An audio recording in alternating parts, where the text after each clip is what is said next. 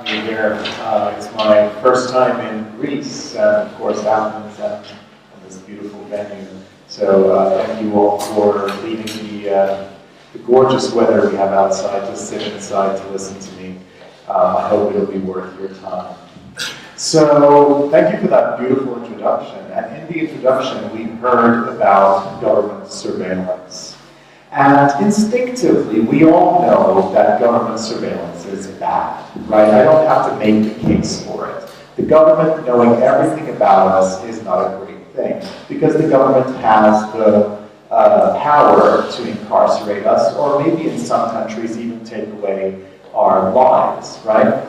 And it looks kind of like this, doesn't it, government surveillance? When you think about the imagery, the iconography of government surveillance, it's scary. You immediately know that's a panopticon. That's a prison that was designed in the 1800s so that you could have one guard in the middle. And if the guard wasn't there, the prisoners would still behave because they didn't know whether the guard was there or not. And the guard could see everyone, whereas they couldn't see the guard. Very, very effective. But it's very easy when the imagery is this scary to know that it's bad, right? It's cloak and dagger. We understand there's something bad about it. But what if surveillance didn't look like this? What if surveillance maybe looked more like this? What if it looked friendly? What if it looked beautiful? Could we still identify it as something that we don't want? So that's what I want to talk to you about today. And let's start with a very fundamental concept that, again, I believe we all understand, or we think we understand. Privacy. So if I ask you, we're having a private conversation, what does that mean? You'll have a very good idea of what a private conversation means, right? It's just the two of us, we're just speaking to one another, nobody else hears it. Very easy to understand, right? So let's take a look at what a company like Facebook means when they say private. Who's on Facebook Messenger here? Anyone on Facebook Messenger? Yeah? You've had private conversations? Yeah? Private? Let's see what that means. We probably think it means the same thing, right? It's just the two of us, we're having a conversation, nobody else gets to hear it. But we'd be entirely wrong if that's what we thought. Because for one thing, we're not in a public space like a park. We are in Facebook's home. And it's the home of a creepy stranger who pays the rent by knowing as much about you as he can, because that is what he sells to his real customers. A lot of you use Facebook, right? Does anyone here pay for Facebook? Anyone? No? Yeah, but they make billions. How? There's a disconnect there, right? So the way a private conversation works on Facebook is, you tell the creepy stranger what you want him to relay to your friend. Now, the stranger takes notes, and he never forgets.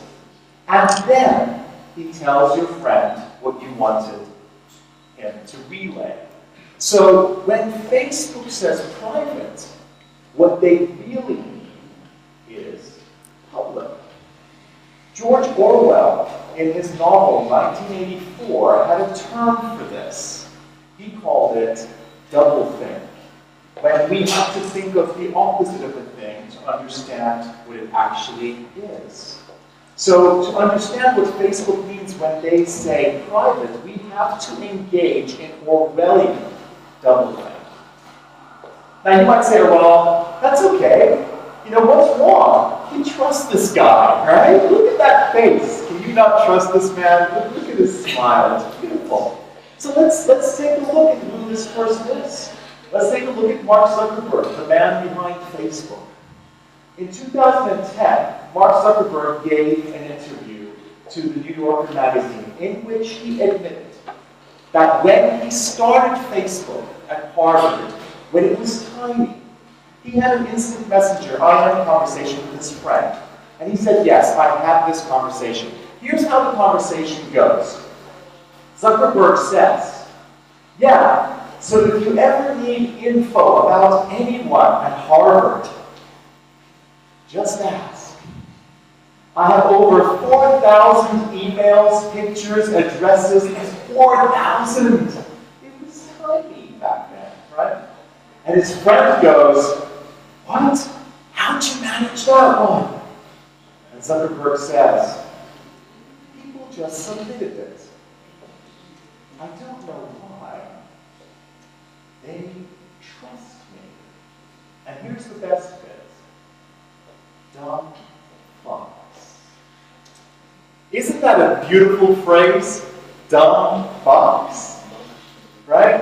Now, of course, this was when Facebook was young and Mark Zuckerberg was young, and you might say that the intervening years of astronomical fame and fortune have only made him more contemplative and nuanced in his opinion of us. Or, if you've been following the news lately, you might think the opposite. How many of you have heard of the emotional contagion experiment that Facebook carried out? Yeah, some of you? So for those of you that haven't heard, basically Facebook, without the consent of anyone that took part, did a study, an emotional contagion study, where some people only saw positive posts on their timelines, and some people only saw negative posts. And what Facebook wanted to do was Facebook wanted to understand how this would affect your emotional well-being. Would it make you depressed? Would it make you suicidal? Would it make you happy? But most importantly, would it make you use Facebook more, or would it make you use Facebook less? And the only reason we know about this is because they published it in an academic paper. And of course, when it came out, it didn't come out, it wasn't a leak. You know, Julian Assange wasn't involved, or Edward Snowden wasn't involved. They published it themselves as an academic study. Everyone went batshit crazy. They're like, how can you do this without telling us? There's no consent. It's a psychological experiment. And Facebook said, sorry. This is how they said sorry. Sheryl Sandberg said, this was part of ongoing research companies do to test different products. In other words, this is what we do. And that was what it was. We're going to continue doing it. It was poorly communicated. And for that communication, we apologize. We never meant to upset you. She could have ended that sentence. Dumb fucks. Right? And maybe we deserve it. Because even in the tech press, even in the people who should understand this issue, there were headlines like this. Should Facebook manipulate users? This is about the dumbest thing you can say if you know anything about Facebook or its business. Should they manipulate users? Who cares? It's their fundamental business model to manipulate users. Facebook's business is to manipulate users. This was not a mistake. They run hundreds of such tests every day on every one of us. Right? There are hundreds of algorithms that run every day that affect every one of us. This is their core business. Facebook's core business is to understand you. In order to understand you, they need to spy on you. That is their core business. Why? Because they need that data in order to run that analysis about you and to learn more about you. So, just like the mutant plant from outer space in the musical Little Shop of Horrors, Audrey 2, starts off as a little sapling that needs drops of blood to grow and then ends up eating whole human beings. Facebook and Google and these companies need your data to grow. Your data is Facebook's food. That is what it feeds on. That is what it needs to grow. And this business model is not just Facebook's business model. It's Google's business model. It's Twitter's business model. It's the business model of nearly every venture capital-funded Silicon Valley startup or multinational, transnational corporation. Right? It is the dominant business model in technology today? And if so, we need to call it something. We need a name where we can discuss it. And I suggest we use one that we already have. In the old days, when I began working with computers, we had floppy disks. And your applications came on floppy disks. And if you installed a floppy disk in an application, and it did something more than you thought it was going to do, maybe something that's not in your interests, we used to call it spyware, right? But this was spyware 1.0. It was like the panopticon. It was very cloak and dagger, right? Very easy to identify as malware. We've moved on from spyware 1.0. Today what we have is spyware 2.0.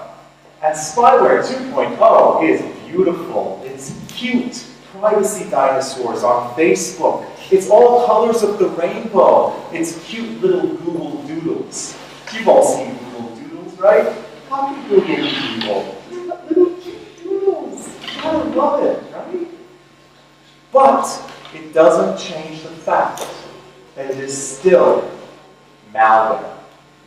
It's harder to recognize. It doesn't change its nature. So let's find out how this thing works. The anatomy of spyware 2.0. How do they get our data? It starts with services, right? Remember, Google started out as a single service. It was just a search engine.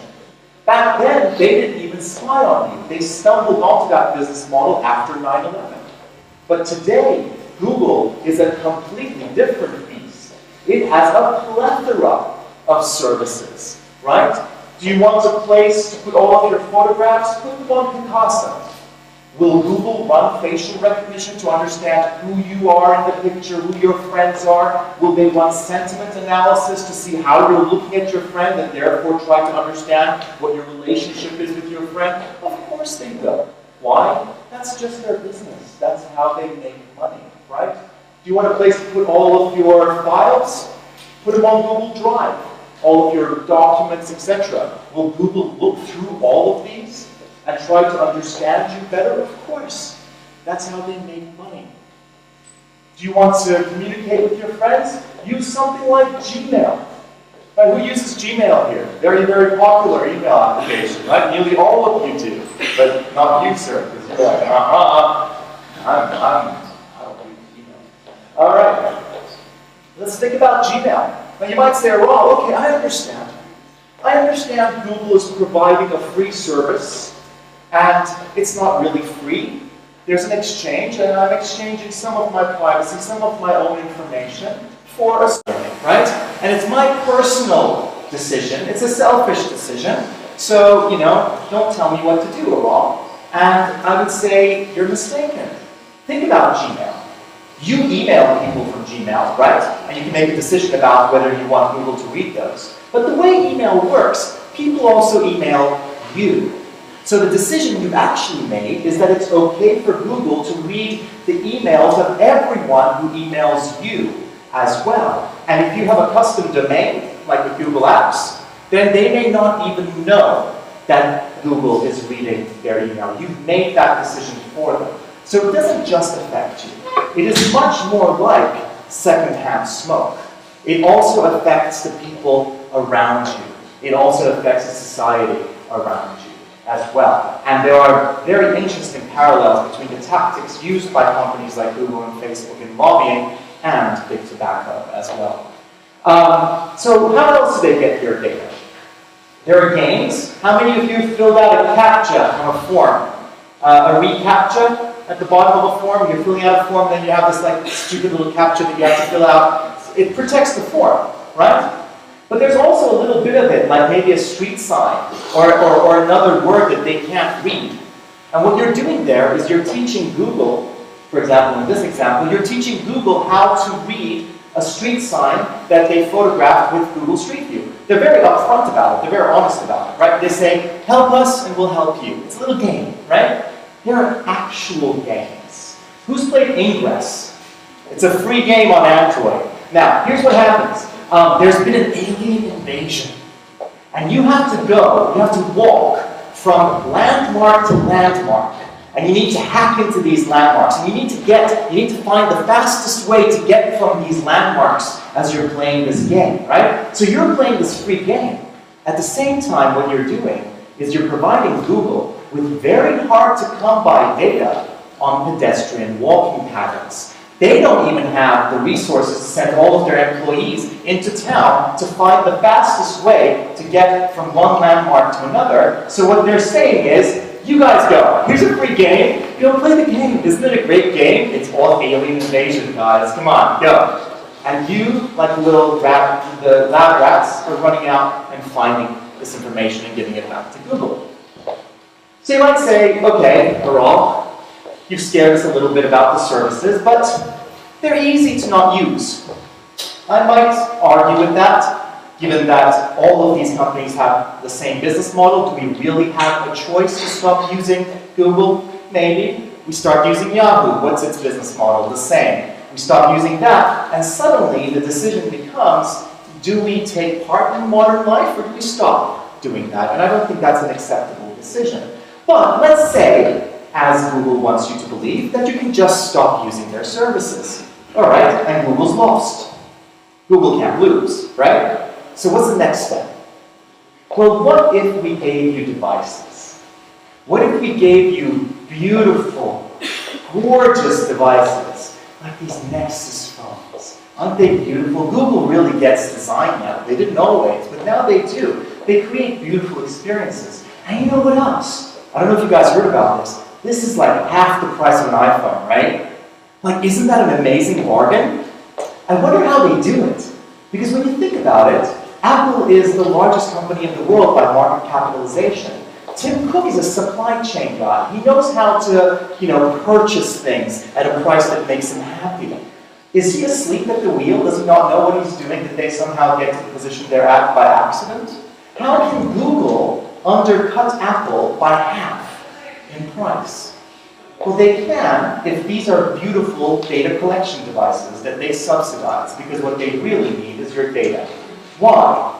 Because if I can make your sign-in, your login to your device, your Google username and password, it doesn't matter what service or application you use, I will still get valuable data from you, right?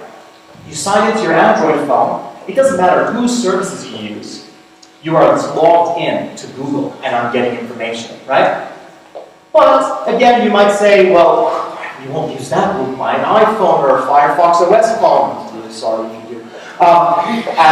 Or some other phone, right? Maybe I'll get the new Ubuntu phone. Maybe that's going to be the great thing. And they've lost. But they can't lose. So what's the next step? If you need data to grow, what is your end game? Connectivity. Exactly. So what if I made your login to the internet your Google username and password? Now it doesn't matter what device you use. You can use an iPhone, but you're signing into the internet with your username and password, and I get valuable information, right? With Google Fiber, for example, sign in with your Google account. Now that's for us in the West. But how many of you have heard of the next 5 billion? Anyone? Very excited about the next 5 billion in Silicon Valley, right? Sometimes it's the next 6 billion, I don't know, the number goes up. What about them? Do you know who these people are? So these people are the poor people in countries that many people in Silicon Valley have not been to, right? Who they've heard cannot get on the internet, right? So what are we going to do? We're going to bring them the internet, right? How are we going to do it? We're going to do it with balloons, right? Google Loon is the name of the project, to bring internet to the next 5 billion, 6 billion people by sending balloons to their part of the world from us with love, right? Or satellites, or drones, right? Does this remind you of something? Because we did this in the past, right? Does this remind you a little bit of the white man bringing the fire to the natives? Yeah? Because it does to me. This is just a new form of colonialism, right? There are people within these communities who can create their own solutions and are Are we supporting those? No. We're saying the white man will bring you the fire. Terms and conditions attached, right? Tiny print. What is this if not digital imperialism? Google today is trying to build its own mobile network. So again, connectivity, the next step of that. So that's data about us. That's very, very valuable, right? But that's not the only data in the world. There's also data about the world. And Google needs that as well. So how do you gather it? You gather it with satellites, right? You gather it by buying or collecting cartographic data from countries. Sometimes you sell it back to them at a profit. That's a good business. And you have cars that drive around. Who's seen the Street View car? Anyone done anything funny? Like it's fun, isn't it? Google Street View. You take a picture of me, Google Street View. But there's some places that they can't go with a car. And that's why they have the Google Street View trike. Because they need the data, right? But what if you can't go there with a trike? There's the Google Street View snowmobile. What if you can't get there with a snowmobile, but you really desperately need the data?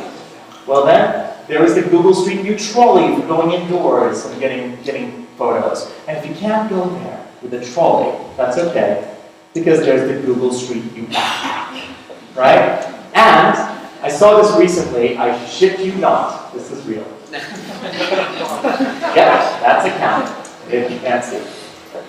Do you get the feeling that they really need the data? Yeah? But, even if they showed up with a backpack, or a camera, there are two places that you will probably not let them into, right? One is your workplace, and the other is your home. I say probably because I've actually seen, I think it was a German television program, they did a spoof, they dressed up like Google Street View, and they went to people's homes, and they said, Street View, we're here to take photos of your house and put it on, and some people let them in. There's this woman in the kitchen going, so is this going to be all on the internet? And Google Street View guy's like, yeah. She's like, oh, okay. But, let's say that the people in this room would not let them in. So if you won't let them in to your house, who do they need? There's a pattern developing here. I don't know if you can see it. They need you, right? You won't let them in, so they need you. Have you heard of Project Tango? Google's latest phone project. Project Tango is a phone with a 3D depth sensing camera that you buy from Google, and then you take it into your home, right? And as you're walking around your home, it starts mapping out the inside of your home in 3 dimensions, and of course sending it to Google. It also has object recognition. So it knows that you have an Xbox there, and it knows what the magazine is that's on your table, and it knows that maybe you like this or you like that, based on that. So because you will not let Google Street View into your house, they use you, again, as a lab rat. You'll let yourself in, right? We just need to let you carry it. And all of this is for your data. But data is not even the most valuable bit. Data are just the atoms. It's when we start combining, people are getting scared. It's when you start combining all of these pieces of data together that you get something far more valuable. We call it a profile, right? It's a digital you. It's a simulation of you.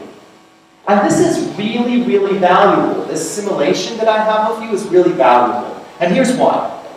Because I can't take you, and I can't lock you in a room somewhere, and I can't run experiments on you 24 hours a day, right? Because we have laws against that. That's called kidnapping.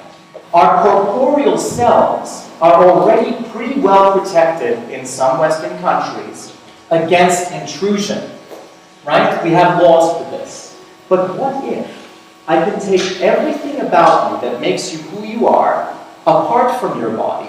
I don't want your body, right? But if I can take everything else that makes you, you, now I can put that in my lab, and I can study that 24/7 to see how it reacts to whatever I do, right? Because there are no laws really protecting that. This is one of the main things that we need to change. This is why it's so valuable.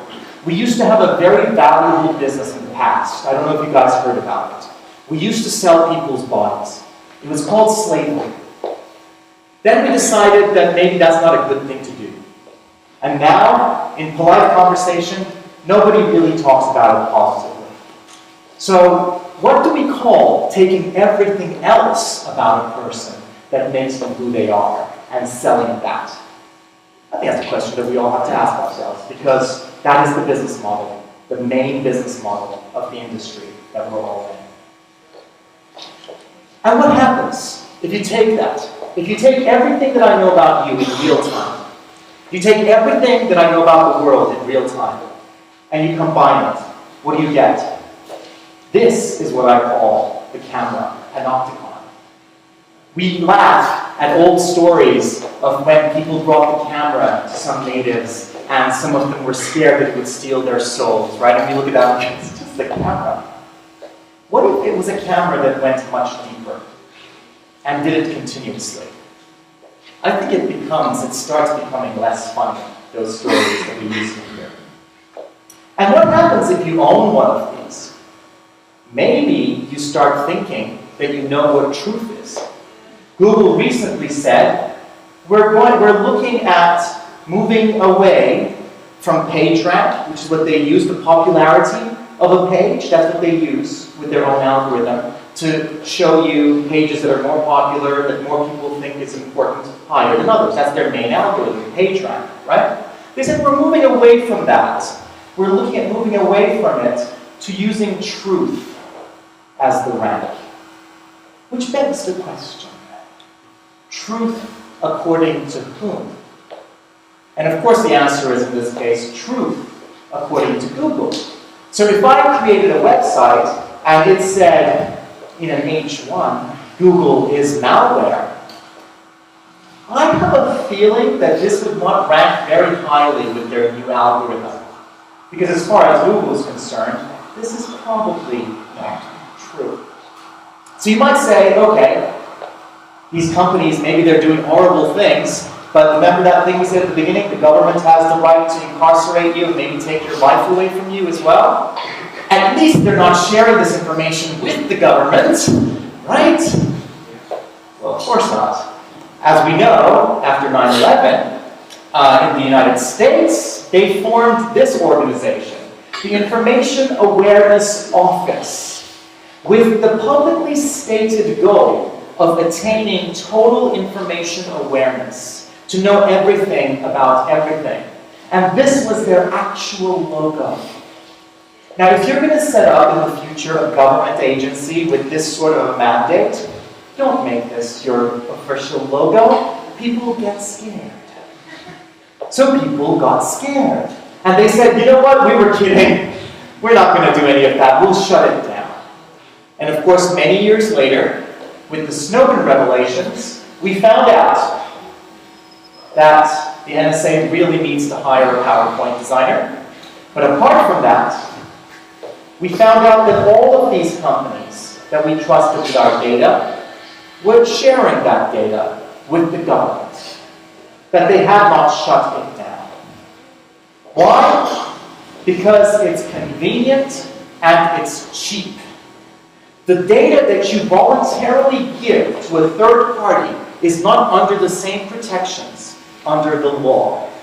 And it's all in one place. So when the government wants it, it's like a drive-through McDonald's. They'll drive up and say, hey, give me all this information, and don't worry, it's not under the same protections as if we would have had to gather it ourselves. What do they have to do? They have to gather it. They have to drive one of those vans in front of your house, right? They need to surveil you directly. They need to get a warrant from a judge. All expensive and inconvenient. Why do that when you can have a drive-through, right? As Bruce Schneier said, the NSA didn't wake up and say, let's just spy on everybody. They looked up and said, wow, corporations are spying on everybody. Let's get ourselves a copy of this, right? So if this is the case, I'm sure that people who run these corporations really care about this, right? They're probably really worried about this. So let's hear from Eric Schmidt, who is the current executive chairman, ex-CEO of Google. He said, there's been surveillance for years. I'm not going to pass judgment on that. It's the nature of our society. Okay, Eric, then what should we do? If you have something that you don't want anyone to know, maybe you shouldn't be doing it in the first place. Maybe you shouldn't be doing it in the first place. Did you all hear that? If you have something you don't want anyone to know, maybe you shouldn't be doing it in the first place. I mean, Eric solved the privacy problem, right? We can all go home now. And of course, this is absolute nonsense. Because privacy is not about whether you have something to hide or not. It's about having control over what you choose to share and what you keep to yourself. It is so important that we have seen it fit to make it an article in the Universal Declaration of Human Rights, in Article 12. Because think about what happens when the default is public. If the default is public, anything you want to keep to yourself has an association of guilt attached to it. That is the world of 1984. And remember that when people like Mark Zuckerberg say privacy is dead, they are not talking about their own privacy. They're just talking about yours. Mark Zuckerberg, when he was having work done on his house for 2 years, signed non-disclosure agreements, NDAs, with everyone working on his house, so they couldn't even tell anyone that that was his house. If you walk into Google today with a camera, or if you walk into the NSA or to GCHQ and you start taking photographs, you will get arrested. Because when they say privacy is dead, they're not talking about their privacy. If everyone's privacy was dead, we'd still be okay, right? If we knew everything about corporations, and we knew everything about governments, and they knew everything about us, at least it would be an equal playing field. Right now, the entities that have no right to privacy, governments and corporations have no right to privacy. People do. But they're the ones who have privacy, and we're the ones whose privacy is being taken away. This is the real problem in the privacy issue. But remember that when you hear that companies like Microsoft and Google are leading a coalition demanding limits on government surveillance, they're saying, government's bad, yeah, they shouldn't be spying on you, right? When they form things like reform government surveillance, right, and say, hey, the government has to stop spying on you. There's a word for this. It's a technical term that we use in the industry. It's called bullshit. It's absolute, unadulterated bullshit. It is misdirection. It's a very old trick in magic. Don't look at what this hand is doing, look at what this hand is doing, right? So we can continue doing the actual thing here. Why is it bullshit? Because privacy is fundamentally incompatible with their business model. All companies like Google, Facebook, etc. can compete on is the illusion of privacy. And they spend a lot of money creating that story, that illusion. If you want an example of how they think about this is what Michael Novak, the product manager at Facebook, said. Now we're thinking about privacy as a set of experiences that help people feel comfortable. Comfortable with what? With the fact that you don't actually have any privacy on these platforms. So this business model that these companies have of free, giving you something for free, is an absolute lie. But it's more than a lie. It's a con. It requires a con to perpetuate itself. And we have to understand where this con begins. It begins with the startup. A startup is not just any new company. Startup is a Silicon Valley brand. It's a very specific type of company that acts a specific way. It's a temporary company, and it acts in a very specific way. So let's look at Mark Zuckerberg's startup when he was just a startup, right? He needed money. So where did he go? The startup, you go to a venture capitalist. This is actually a photograph. They all look like that. You go to a venture capitalist, right? And you say, at the very beginning, you have nothing yet.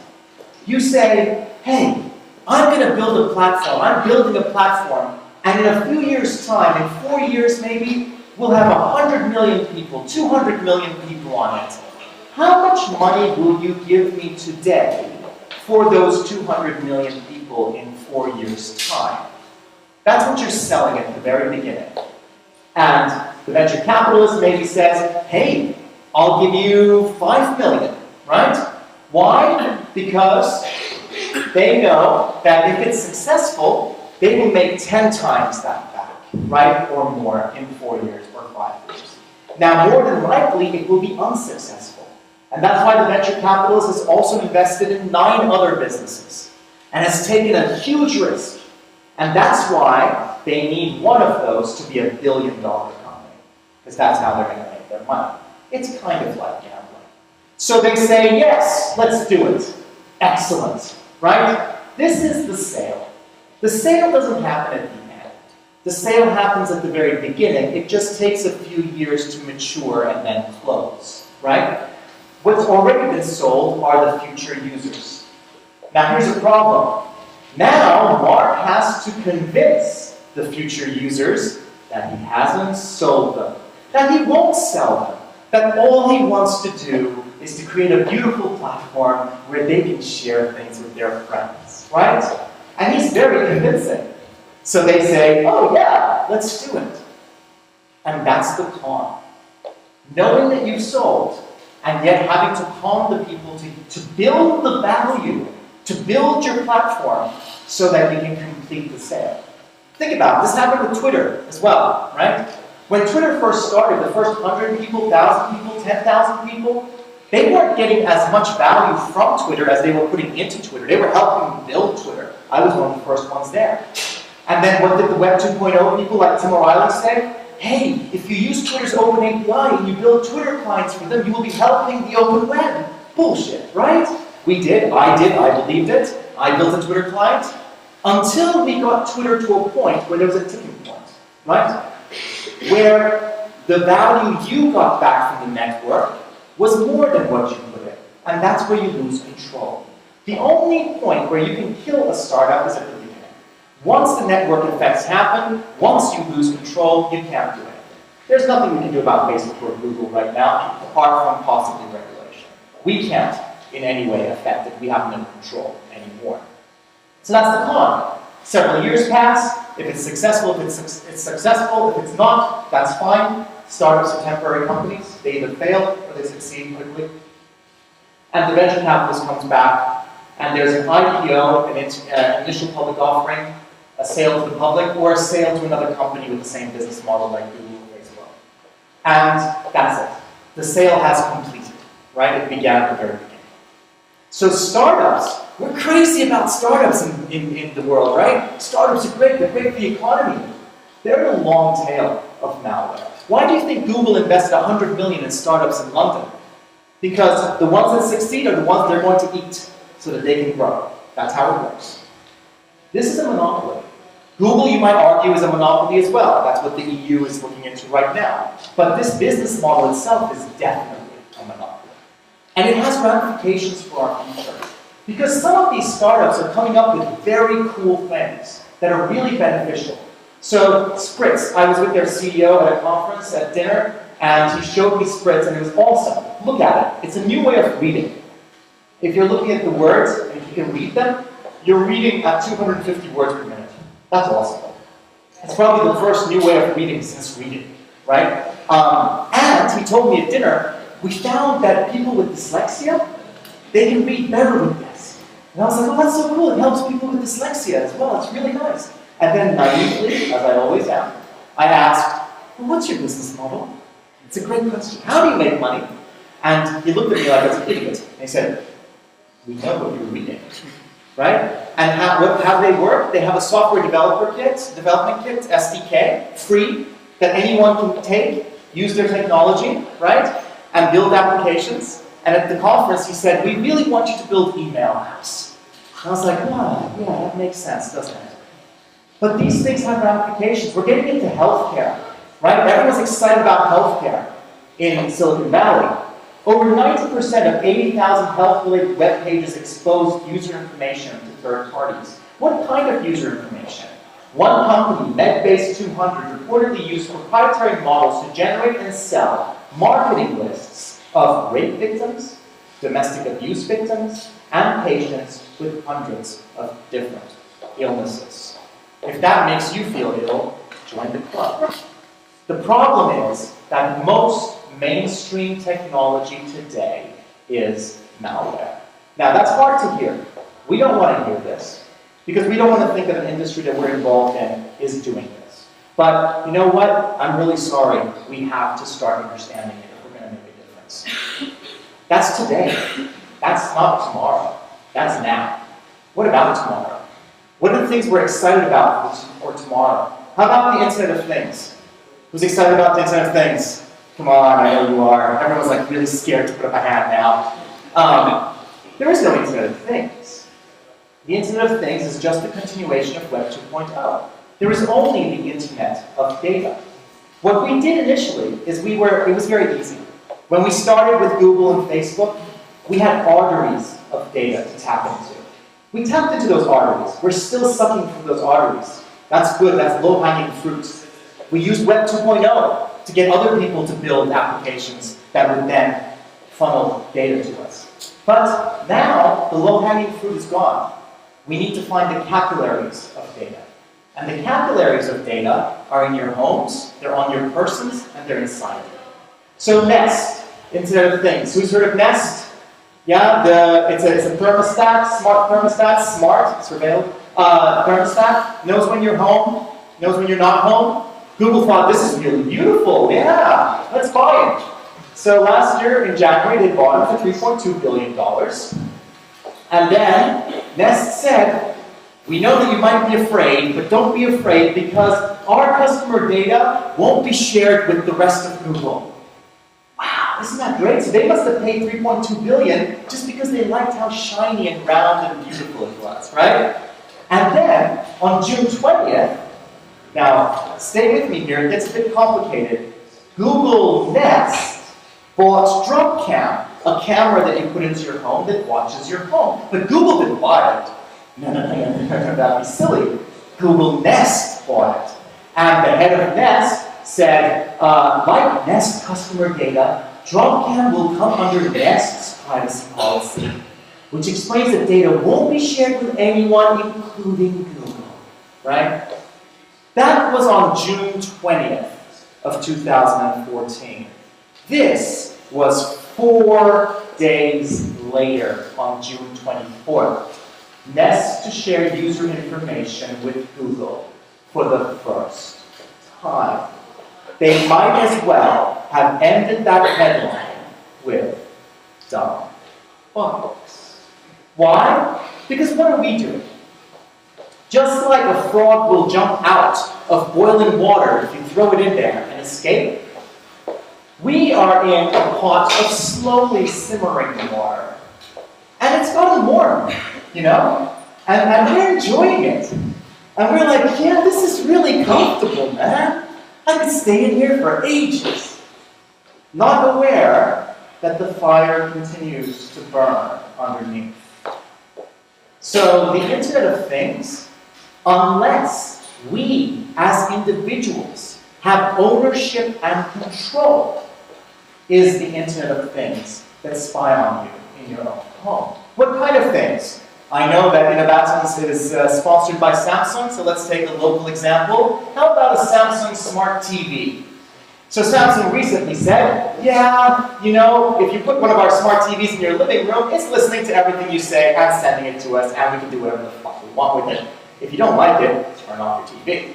Okay, cool. What about a little doll? How about a Barbie doll that listens to everything that your kid tells it and then sends that so that it can be analyzed for all sorts of purposes? So that's the Internet of Things right now. But we have also cool stuff that you can wear, right? Wearables, the quantified self, right? Same thing. Unless we have ownership and control, then the quantified self is simply the surveilled self. But we're not stopping here. We're going further because we need the data, right? Where are we going? We are going inside you. So I met this company when I was giving a talk in Nesta in the UK called Proteus. They're a Silicon Valley venture capital funded company who had come to lament about how hard it is to get into the NHS. And they said things like, oh, you in the UK, you're so far behind. You should just let us come in.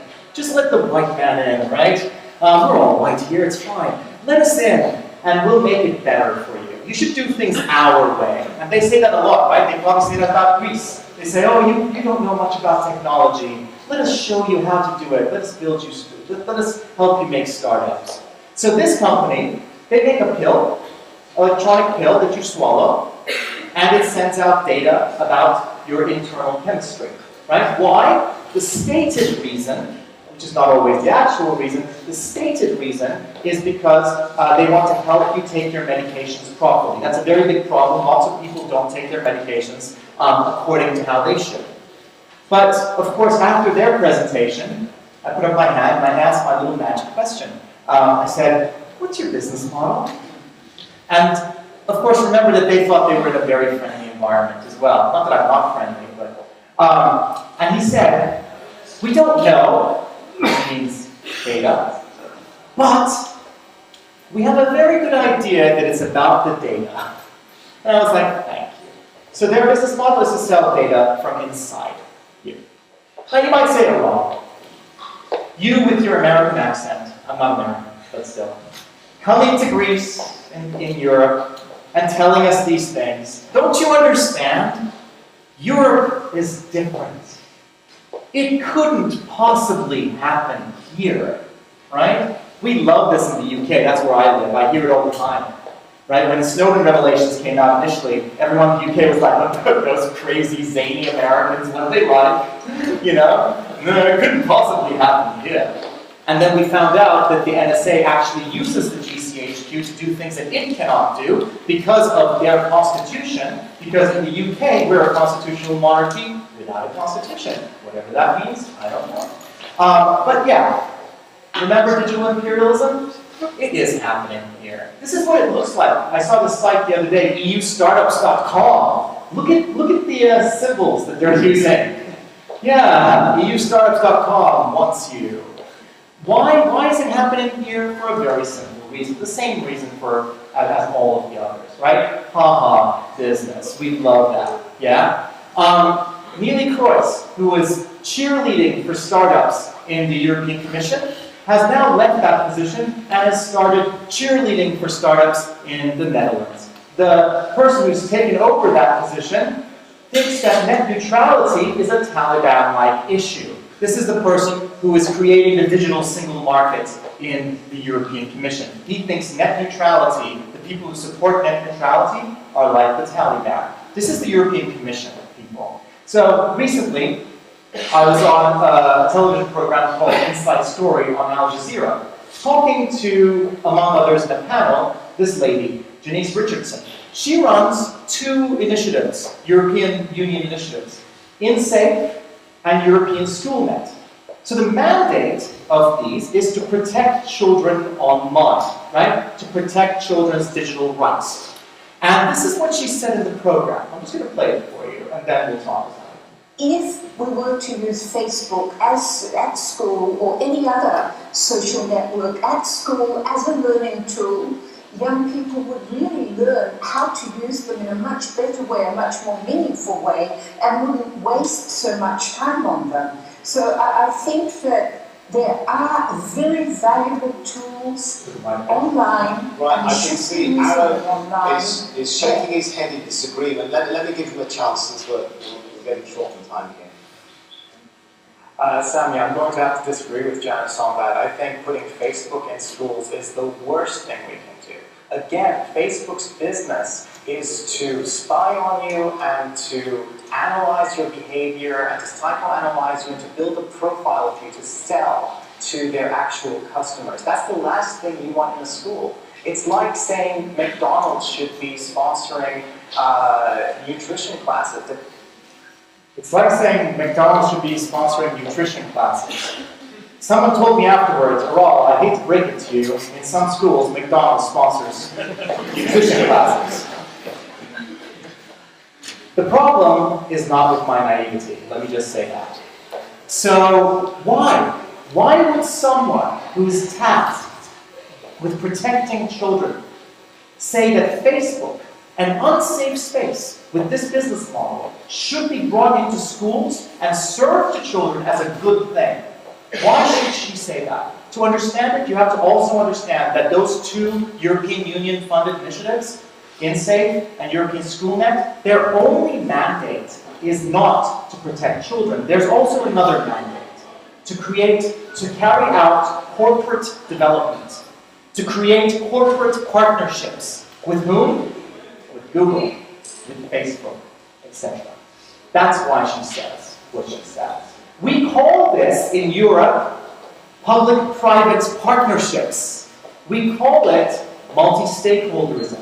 We call it co-regulation, inviting companies like Google to make the rules that govern companies like Google, right? There is actually just one word for all of this, and it's a word that I first heard from Lawrence Lessig, a constitutional lawyer in the United States. It's called institutional corruption. And we're seeing the effects of this, and they might actually be multiplying. Who's heard of TTIP? Transatlantic Trade and Investment Partnership. Yeah? What TTIP is a trade agreement that's being negotiated in secret by various governments in the world, in the European Union, right? And it includes a clause called the Investor-State Dispute Settlement Clause.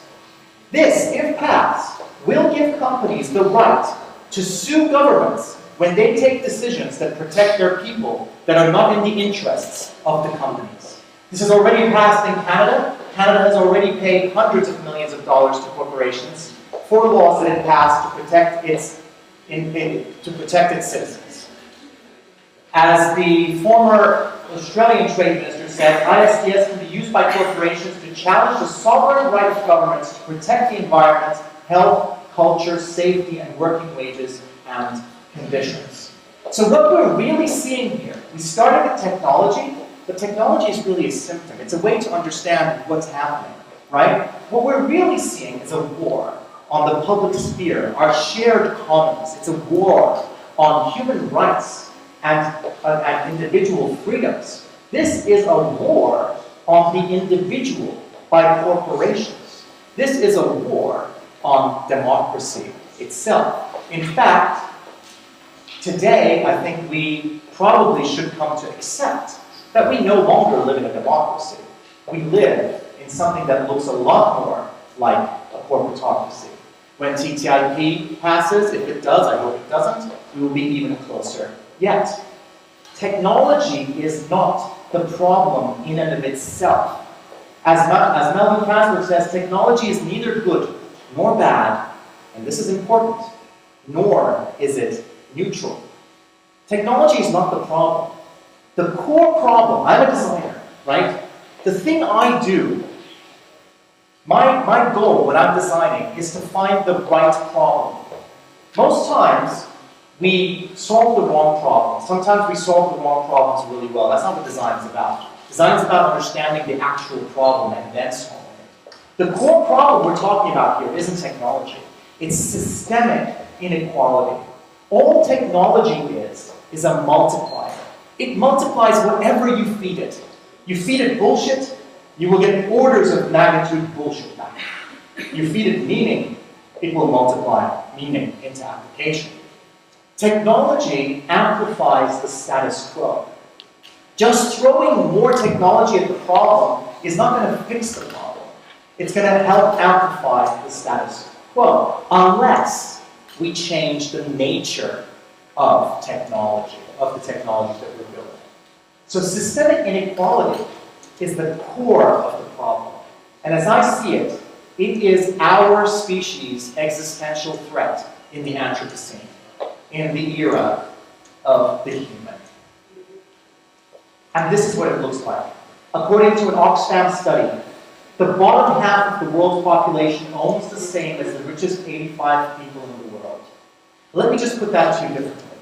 85 people in the world, less than there are in this room, have as much wealth as 3.5 billion of the world's poorest combined, as half of the world's population.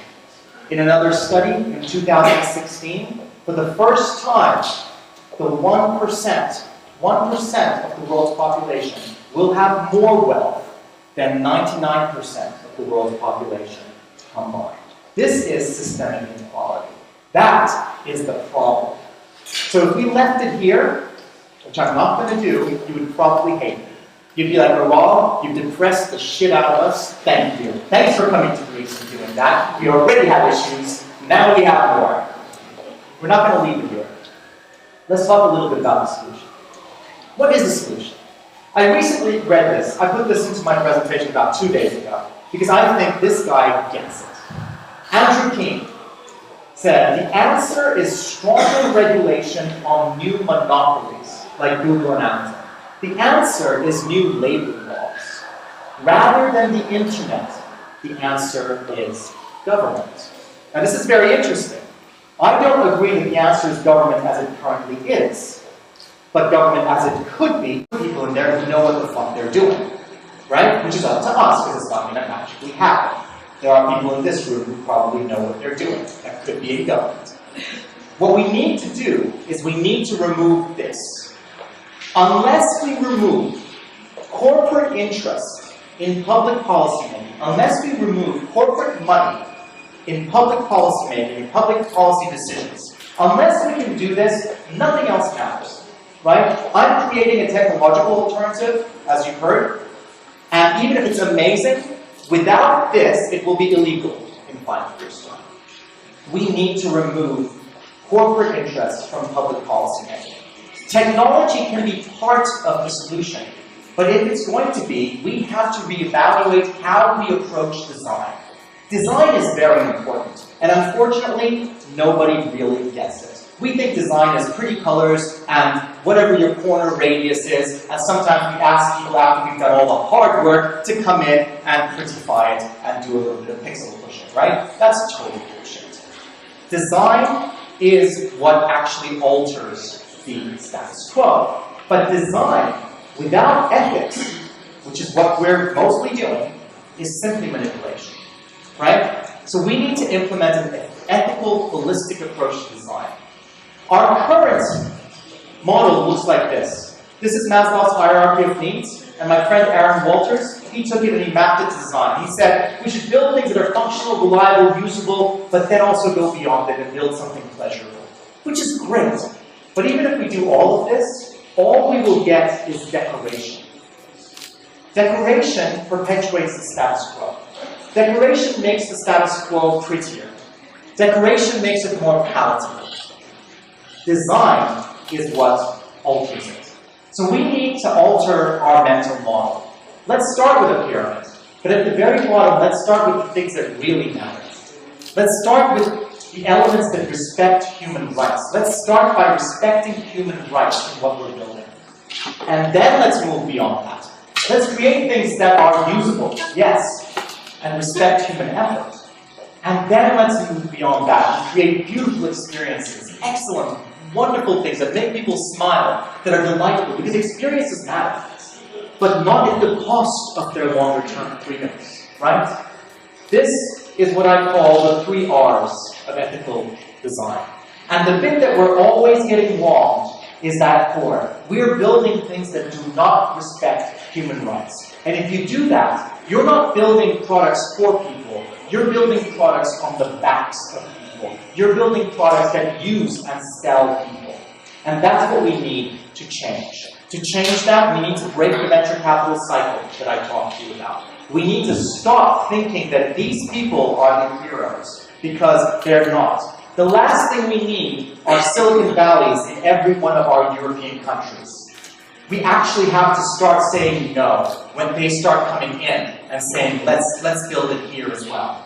Right? And it's hard to say no because they come with a lot of money. But remember, the white man always comes with the fire, and there are terms and conditions attached. So let's get rid of that. And mostly, we have to stop tolerating bullshit. There are 2 things that could happen in the Anthropocene. We continue to tolerate bullshit, and we build our societies on foundations of bullshit, and then we keep getting surprised when we get bullshit fruit from the bullshit seed of the bullshit tree. Or we can actually plant different trees. In terms of technology, the way that I want to do this is with independent technology. We have a manifesto. Read it. It's not hard. This is what Facebook tells you. They say to share your photo with your friend, you must first share it with us, and then we'll give it to your friend.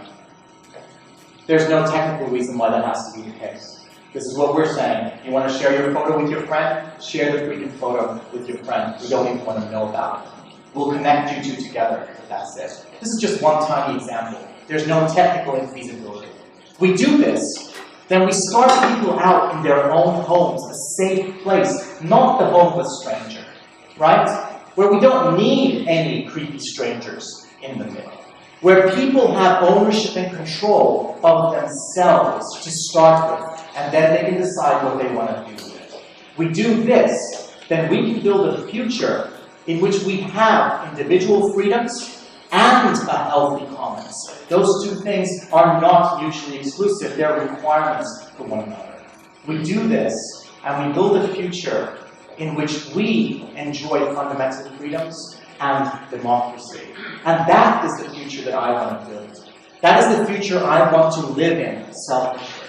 That is the future that I hope that some of you in this room will help me build. This is the future that humanity needs if we're going to fulfill our potential. Thank you.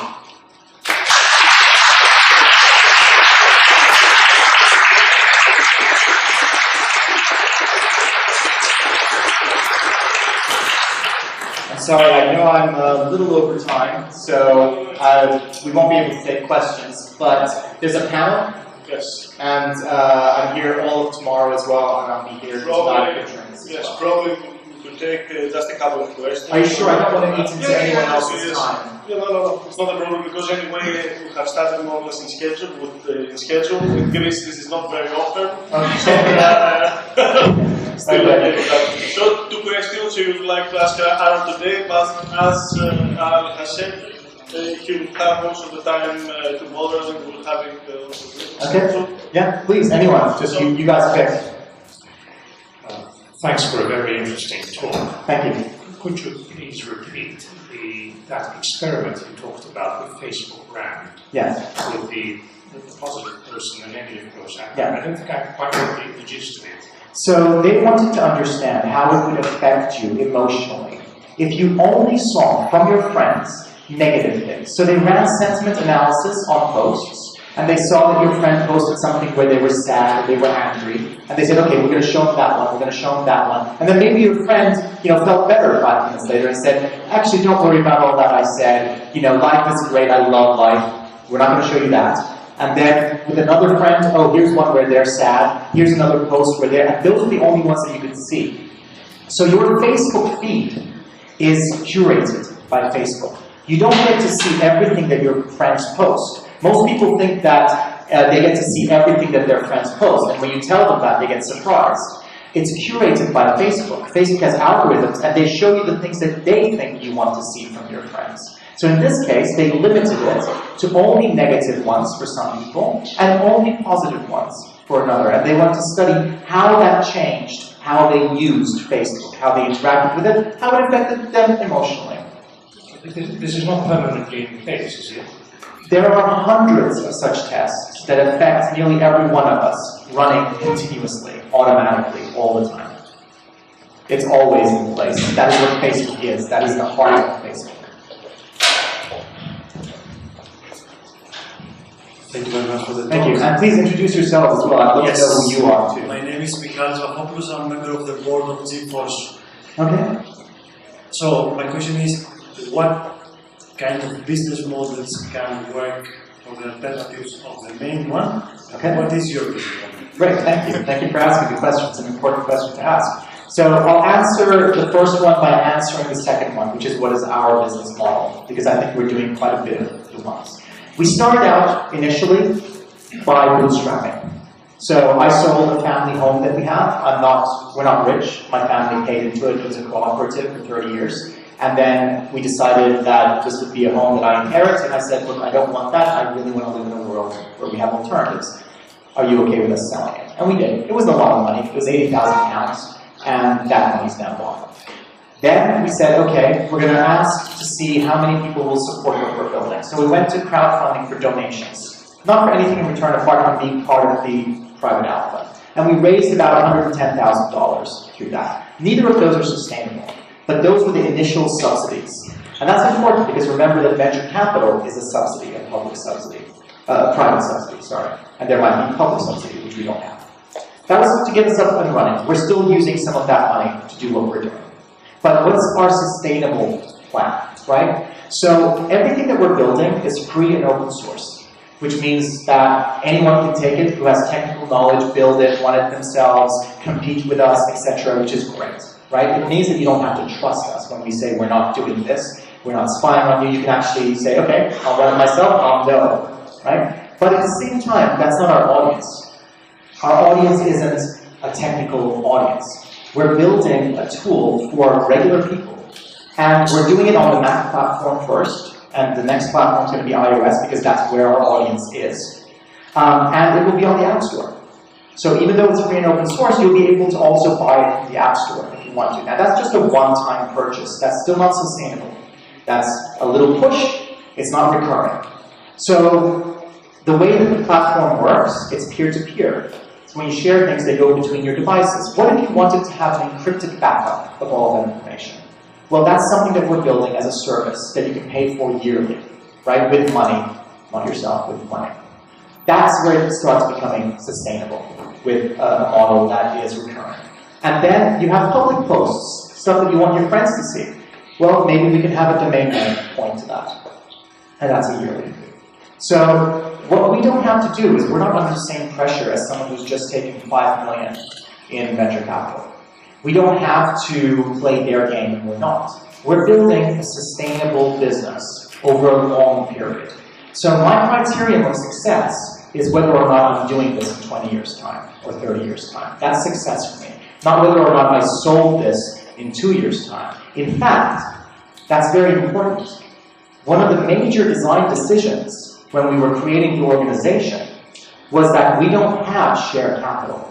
We've incorporated as a special type of company in the UK called limited by guarantee. There are no stocks. There is no share capital. There is no equity to sell. There is nothing to sell. I have full control over the company, but I have nothing to sell. So I can't take venture capital even if I wanted to. Even if Google came to me in 2 years' time and said, here's $1 billion, even if that might be tempting for me personally, or maybe I got hit by a bus and maybe it's much more tempting to the next person who's running it, they cannot do it because of the way that we've structured it. There's nothing to sell. And I think that's really, really important. Both in terms of really saying this is our intent, but also making that into a legal framework. That's a core design decision. If we hadn't made that decision, then it would be much harder. If we'd taken venture capital, you shouldn't be listening to anything I say, not because maybe I'm lying on purpose, but because I have no control anymore. So control is really, really key. And does that answer your question? Great, thank you. Are we good for time? All right. Guys, thank you so much. Thank you.